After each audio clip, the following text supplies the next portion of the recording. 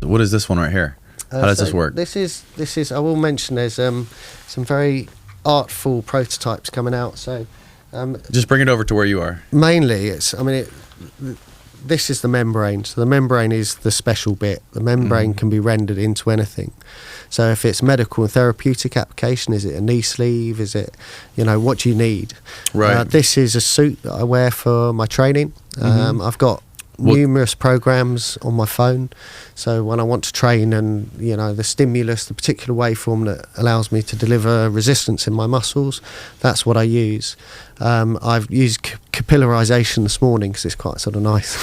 What's that? So it just encourages blood flow through all of the area.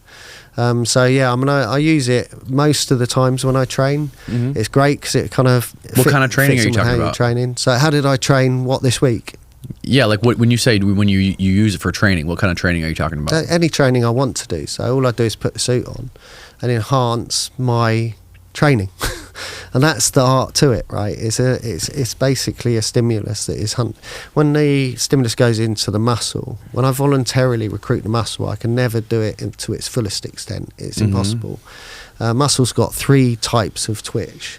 You can never really access the slow level of muscle to the fullest extent for a start. The waveforms are very, very cleverly designed that your body won't get used to them for a start. I don't understand the full technical aspects of it because it's like an art form. But essentially it's end-to-end recruitment of the muscle. So it's 100% recruitment of the muscle. Now if you want to get muscle mass, you adapt your training and the technology will make you more effective in achieving that. And so you can wear that and you get super jacked? You can do. I mean, I've never tried, and I don't think I want to be super jacked because it's actually a bit of a disadvantage. Yes. But for my part, I want to be as quick and as kind of light work, but I want to be as quick and as strong and as light as I can be. Certainly that requires a certain mass of muscle. Yes. But this, the different programs, different waveforms. There's hypertrophy program on that waveform allows you to build muscle mass quickly. Right. Wow. But the key point, and I'll make a really, really important point in this, is like at no point any of these technologies the panacea, right? You've still got to be motivated enough to get up and train if you're using it for that. You can't just stick it on and it will go. And what we've found through the research is the most powerful way of using any of these technologies. What this is an involuntary stimulus into your musculoskeletal system. It's cutting your brain out the loop, basically. So when you voluntarily train, your brain is moving using all those conscious neuronal pathways and the motor's going in, it's picking up and recruiting as much muscle. Right. But you've got an involuntary stimulus going into the musculoskeletal system that's emphasizing certain elements of it that you wouldn't achieve. And it's optimizing the promotion of physiological function. So, like, is there a full bodysuit version of this? There is some trousers here. So this is a full bodysuit. Oh, there's pants and a shirt. Okay. Yeah. But equally, and that's the key part, is really it's an innovation of trusted technology. Okay. The membrane is utterly unique. The waveforms, So, like, what are some of the things that if you could put that on and like go for a run? There's something on the phone where you could type in like running. Yeah. So my phone's over there, but I've got banks of programs, and we've got a lot more on the bank data, and there's new prototypes out, so we're working very hard on seeing development forward. But essentially, I stick it on and I stick it on my abs and my back to strengthen my core and my hinge. That's a resistance program that works particularly well for running. And so you do that when you're going on a run? Yeah, and then I go in and do some strength training, and it's not like I'm turning to that and going, you're responsible. Right. I'm putting it on and working, it intuitively works the way you train. Equally, I can just put it on a program, so the new programs are dedicated to, they're built for people who know less about how to train, for instance. So it could even go down to telling you how to train if you want it to. Right. But most people don't want that, right? Most people want something that is going to help them get to their goal quicker, like a catalyst to do it, and do it better. Right. And using a non-invasive technology to do that with your own voluntary and motivated process to achieve that, you know, you're going to get better results each and every time. You know, the conditioning ability of this is tried and proven. Right.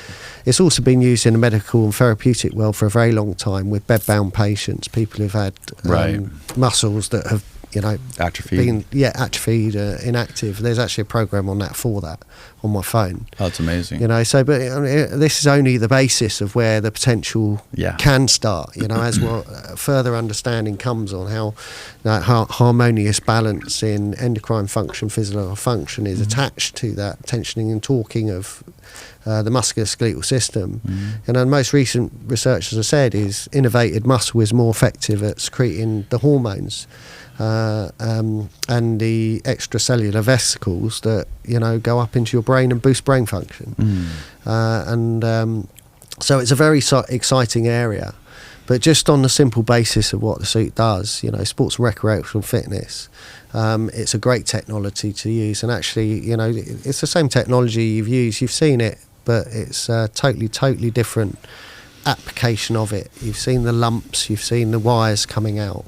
This has got no wires on it. The membrane is incredible, you know. So that means its applications can be very exciting, you know. And when you talk about sports and recreational fitness, you know, specialist applications are defined by any profession that challenges your human biological limits to do it. So consider spaceflight. You know, you're going into a microgravity atmosphere. They're probably the epitome of the example. People who've got challenges in achieving what they're aspiring to achieve. But also militaries are, you know, defined very quickly, have massive human performance challenges, both in the health and welfare and readiness of all their soldiers, you know, which are, you know, they're keeping up. But the point is, it's not just good enough to keep up. And it's very important to have every human being as ready as they can and as conditioned they can for every trial they may face. And then you've got medical and therapeutic. And medical and therapeutic is an incredible world where the technology has already been used. And we're going on a trip to Ukraine, and that's kind of sort of a very good exemplar of where the immediate applications of this technology can help incredibly. And you know, Ukraine has got a huge amount of amputees and traumatically wounded people. You know, so I you know, please don't take these figures verbatim, but you're looking at 110,000 or something. You know, it's like, and the levels of processing of the amputees and trying to get these humans back into a stable and social existence, and you know, and a happy one. But also being able to get them back to doing some sort of work, and you know, and again, being members of that economy, that national economy, is critical. And the challenges are huge. And this is an interdisciplinary area. You can't just give them a physio and it'll all work. So the technology can perform an extremely important role in not only being a catalyst to them going back and you know, getting rehabilitated. They can play a very important role in preparing them for their conditioning for surgery and post, and it can help them condition further afterwards. So if you think about someone who's an amputee, they have got a mechanical disadvantage in tensioning, torsioning their musculoskeletal system, right? So this means that, you know, forevermore they will have a kind of neurological deficit they will have to attend to. The imbalances in physical function and redressing them are big as well.